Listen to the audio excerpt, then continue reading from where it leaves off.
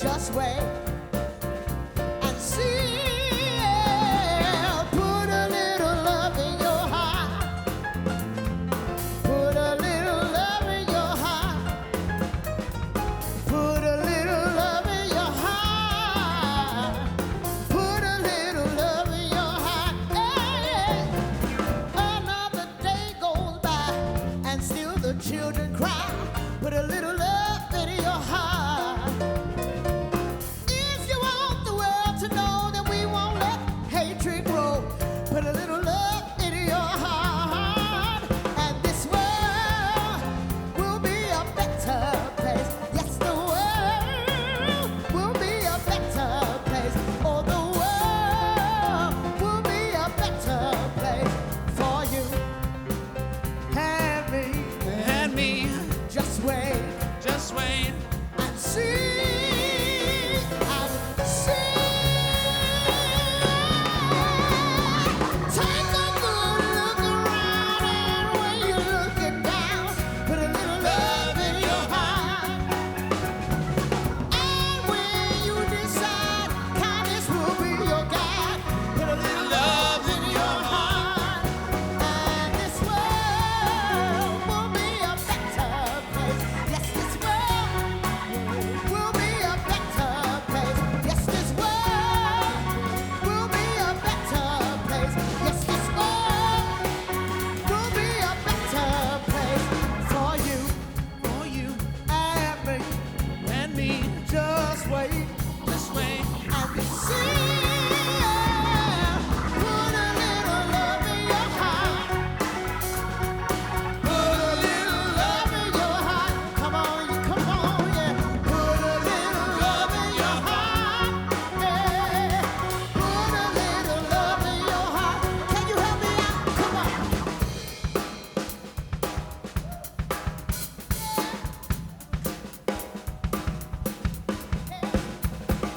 Put a little love in your, put a little love in your, put a little love in your, put a little love in your heart. Put a little love in your, put a little love in your, put a little love in your, put a little love in your heart. Put a little love in your heart. Put a little love in your head. Put a little love in your, put a little love in your heart. Put a little love in your, put a little love in your, put a little love in your, put a little love in your heart. Hey. Hey. Put a little love in your heart.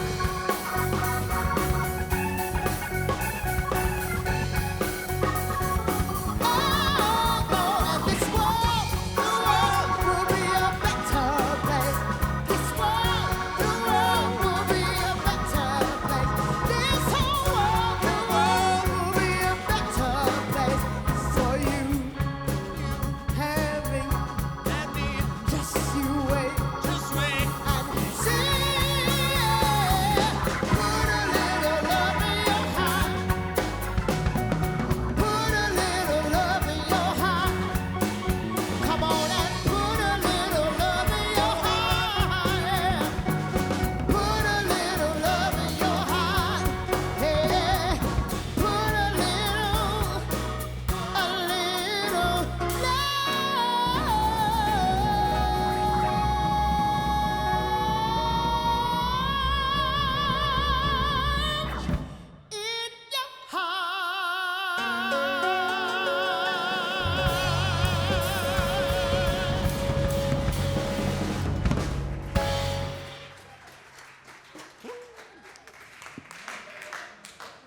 Woo.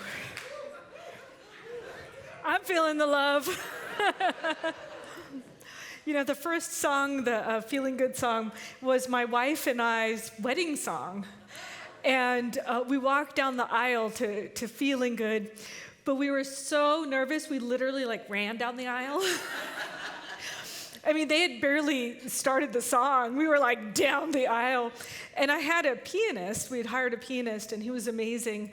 And he was playing, the Nina Simone song and everything, but we're just standing up there awkwardly, like, And one of my friends, Lucy Way, who's a minister now, she got up and she started singing the song, which was such a sweet memory for me. I just love that song. And I hope that you're feeling good today, and I claim and know that by the end of this service, you're going to be feeling even better than you are now. So, hey, how can it get any better than this? Well, let me tell you. There is a story of an old Hindu legend that originally all the humans were gods, but they didn't really appreciate or care about their godhood. And so Brahman, the chief god, decided that he was going to take away their divinity and hide it from all the humans. And at first he thought, well, I'm going to put it on top of a mountain. But humans, they try and climb all those mountains, climb every mountain. So they climb all the mountains. So he decided, well, I'm going to try and put it somewhere else. I'm going to put it in a cave. I'm going to put the divinity in a cave. But lo and behold, the humans are curious creatures, and so they went into the cave, and he was like, gosh, where can I put this? Well, maybe I'll put it in the water, but then the humans, they like to go boating and swimming and all that stuff, and so they could find it pretty easily in the water. Then something came to him. He said, I'm going to put the divinity inside of them. They'll never find it. And here we are, still looking. But it's not just the divinity that's inside of us. It's what God's source is that is inside of us. And that is unconditional love. Unconditional love. That's a pretty big thing that we're holding and a part of. Unconditional love. I actually left my first faith community that I grew up in because I got dualistic messages. I heard, God is love. And then I heard, God is sending you to hell for being gay. And in my mind, it did not relate. Because how could God be unconditional if it's judging me for something that it birthed me as? And so I left. I didn't know I was gay at the time, by the way. But I did leave my former community because it had a sense of judgment, that God is going to judge me. If I don't do these rules that I was told I'm supposed to do, well, then I'm going to be judged. But God cannot be unconditional love and judgmental. It doesn't work that way. That would be a love on condition. It's unconditional love. So this is a first in a series of 3 talks. One this week is about divine love and really accepting that unconditional love as our life. And then next week, Kathy Ann's going to talk about self-love. And the week after that is going to be about loving your neighbor. So just the beginning of a 3-week series. And the thing that I really want to impart to you is that divine love is truly unconditional and inside of you. It's like a garden hose, like God, source, divinity, whatever you call it, is like a garden hose, and it's just spraying love and joy everywhere. And we are the nozzle. And we have a choice to turn it on or turn it off. It's always present, always available, always flowing. But it's our choice. And I didn't really get the whole concept of unconditional love. I kind of got it, but then I met my wife. And there was parts of me that I didn't like, that she loved. I just didn't get it. When I would cry, like a really big, messy cry, makeup streaming everywhere, she would tell me how beautiful I am. And I had never had anybody tell me that before. I was like, what? And then I'm a night owl. Your second service, I'm guessing there's a few night owls here. First service was like, I so don't relate. I don't know what you're talking about. But I'm a night owl, so I like to stay up late, and then I wake up sometimes early, like on Sundays. And I'm like really groggy and, bleary-eyed and everything. And she's like, I love my sleepy beepy. I love you. You're so sweet. I'm just so precious in the morning when I'm like slow and can't think straight and all that stuff. And she just adores me. And that's just like, it kind of gave me a glimpse of how the infinite feels. A glimpse, a little reflection. A lot of people can consider unconditional love whenever they're imagining a baby and holding a baby, and that the infinite loves you like a baby with so much potential, so much possibility inside of you. But then we live our lives, and we make mistakes, and then people tell us, like, oh, you're not worthy, and you're not lovable, and somebody told us that along the way, and then we listened to that message. And it wasn't the message from the infinite.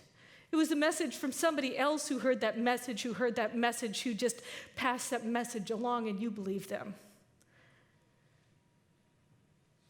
But that's not how the infinite works. So one of the key principles of unconditional love, of divine love, is that non-judgmentalness. It does not hold grudges. It does not judge you. You don't need to ask its forgiveness because it never judged you in the first place. God does not forgive. Only humans need to forgive. God has no reason to forgive because that means that there was some judgment in the first place. And there is no judgment there. It is a judgment-free zone in the infinite presence of love. Now, I don't know, have you ever done anything hurtful? Have you ever behaved in a way that you're embarrassed about, or you harmed another or yourself? I've done a few things. This is my taxi cab confessions. Sunday service confession. So I've done some things in my life. Everybody thinks, oh, because you're a minister, then you've had a perfect life and you're living I am living the good life, but I've done some things, right? I've abused my body. I did hard drugs. I got a DUI. I've had my former house in California, we had to give it up. We had to stop paying our mortgage, and I destroyed my credit. It took me 10 years.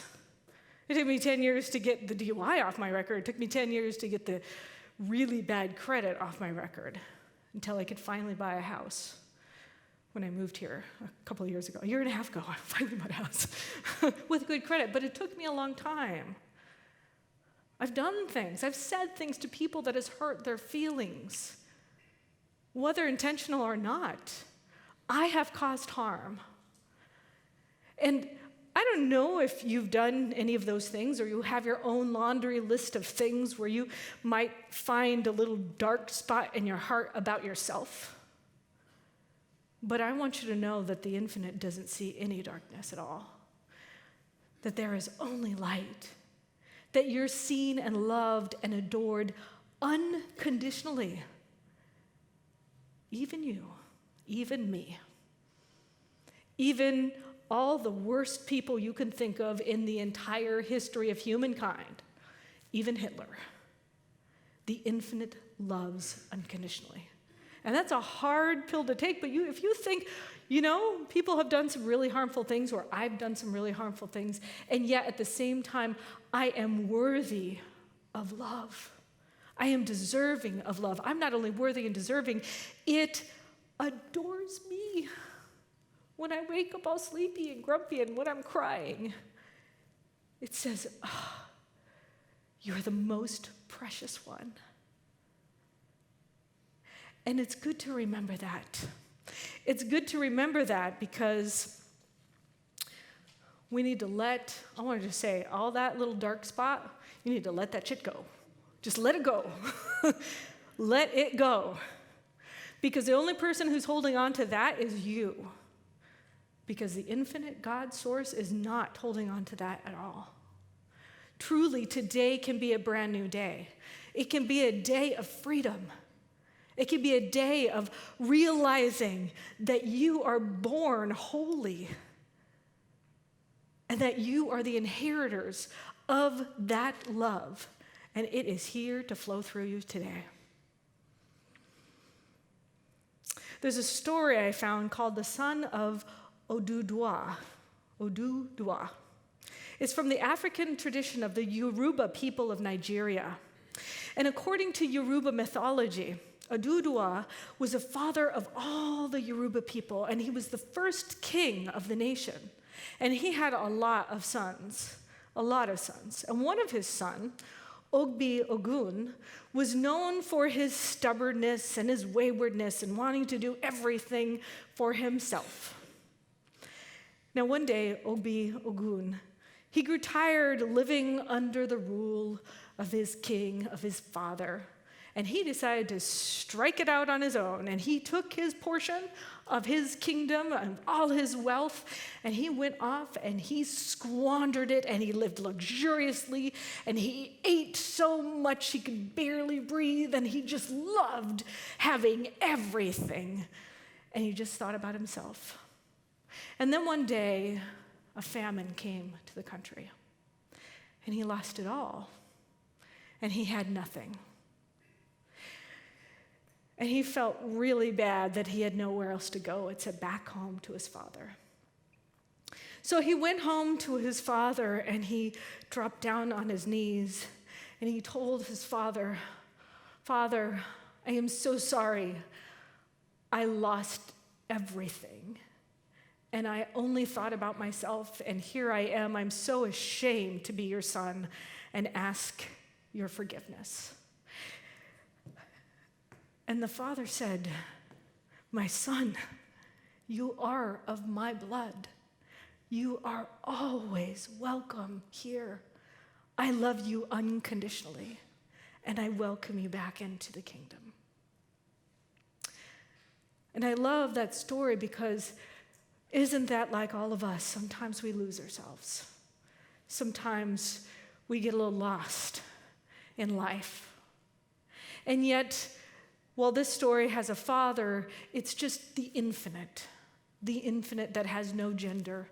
It is pure love itself, is always there welcoming us with its arms wide open, saying, "You are mine, most precious one, and you are welcome into the house." So remember that. Maybe you're having that kind of time in your life right now. Maybe you've lost yourself, and that's why you came here today.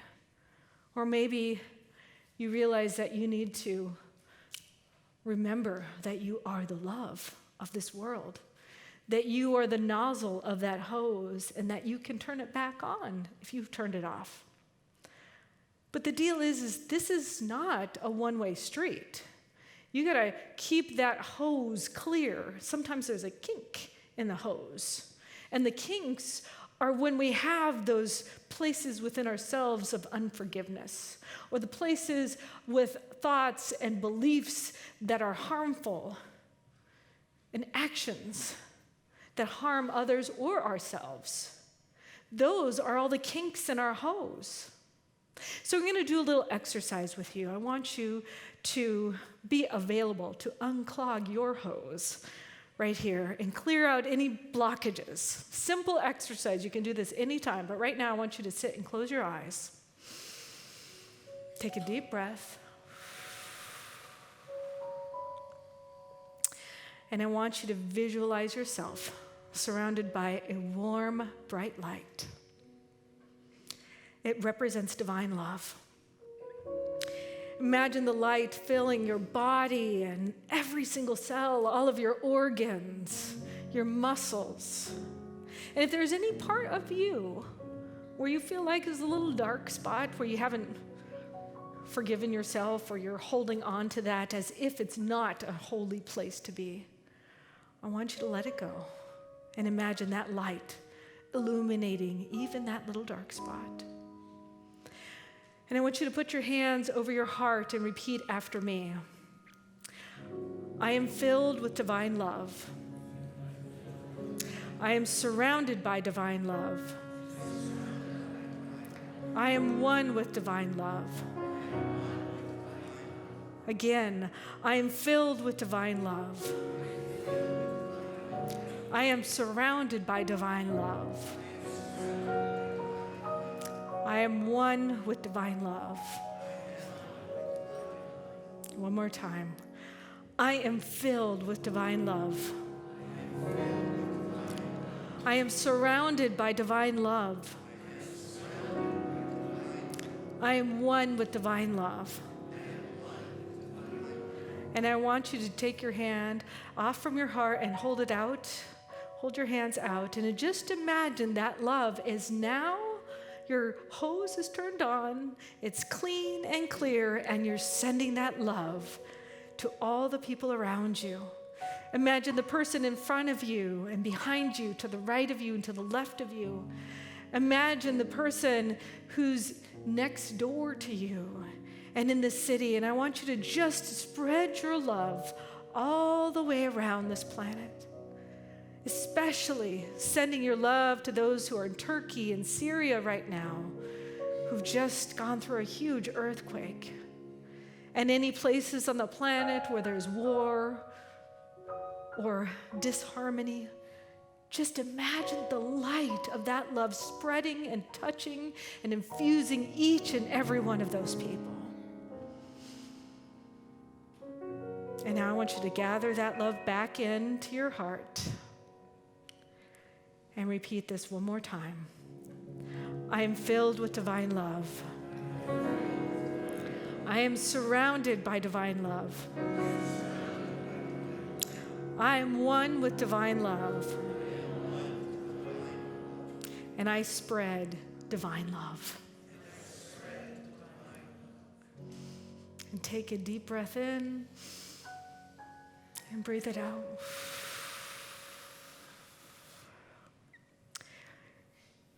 You know, Emma Curtis Hopkins said that love, divine love, is the most powerful force in the entire universe, and nothing can stand in its way. And that is who I invite you to be today, is to be that force for good in the world. That's our vision. We are a force for good in the world. You've probably heard us say that before here at Center for Spiritual Living Seattle. But what does that mean? What does that really mean? That means that we are a force for love in the world. There's one more story that I want to tell you, and it's a Buddhist tradition about a man named Maitreya. Now, Maitreya was a monk. He was a Buddhist monk, and he was a man of love. And Maitreya went from city to city, town to town, village to village, to talk to people about the truth of their being and awakening to their divine love. And he was famous wide and far.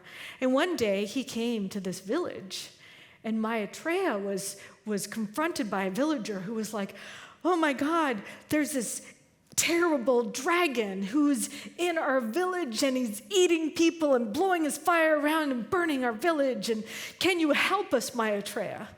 Maitreya said, "Yes, I can, but you need to go to a safe space and get out of my way."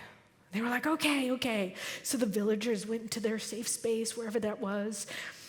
And Maitreya gathered a whole bunch of food, and he brought it over, and he gave it to the dragon. And now the dragon was like ready to make him a barbecue, actual Maitreya barbecue, and eat him. But he realized that Maitreya was bringing him food.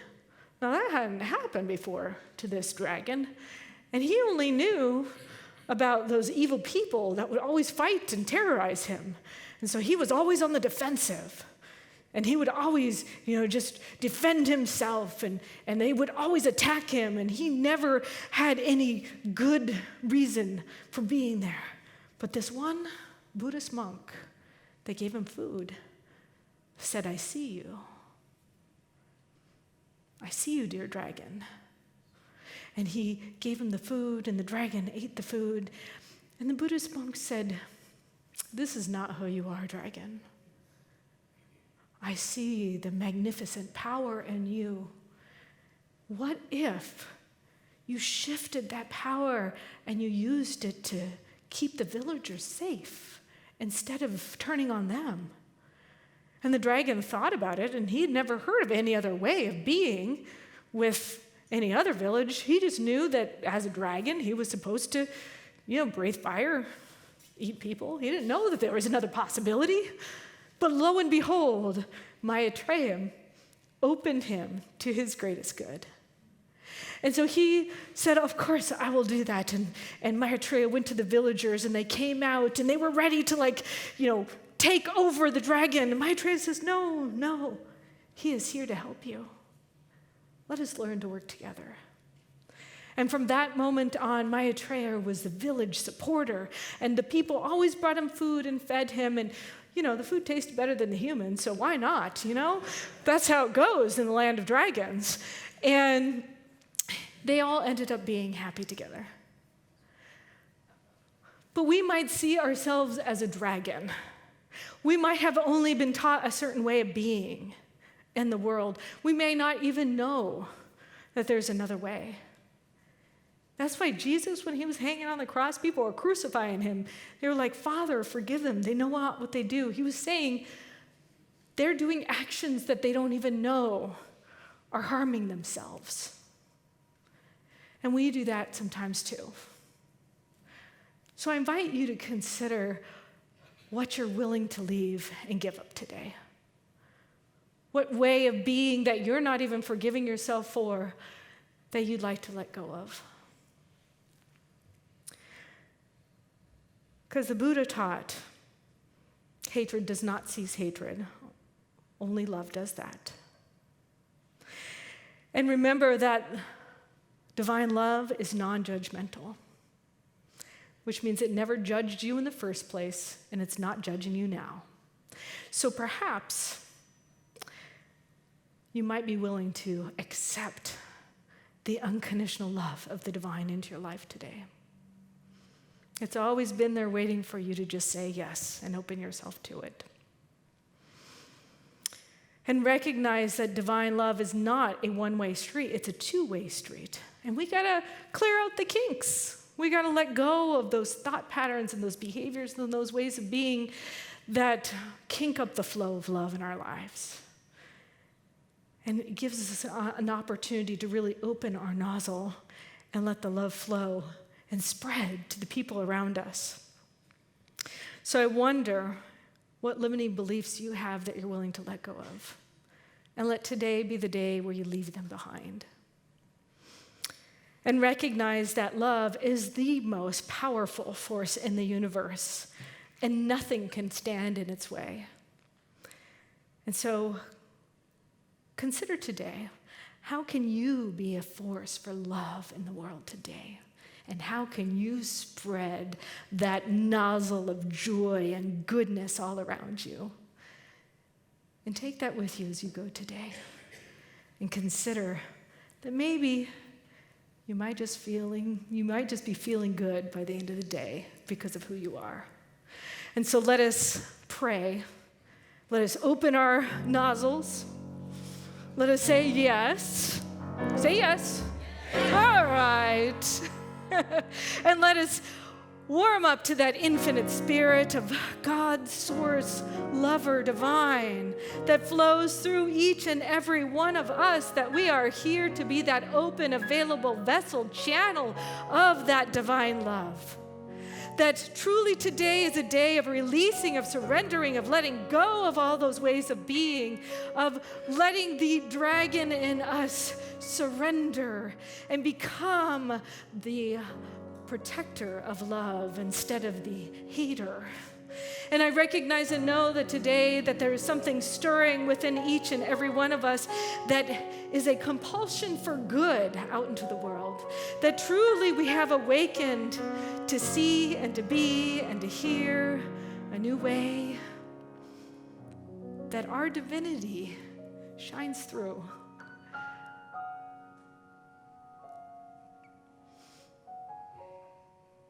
Because today I put a little love in my heart. And I'm so grateful to be loved by the beloved, to know that this is a holy place that I stand in, to know that this is a holy body that I'm a part of, to know that this holy space was created for me right here, right now. This very day is my day to be that full-on expression of love and to just say yes to it. I welcome it, I claim it, I accept it, I know it on my behalf and on everybody who's here, wherever you are, knowing that this is a day to celebrate. I love it, I accept it, I am it, and so it is.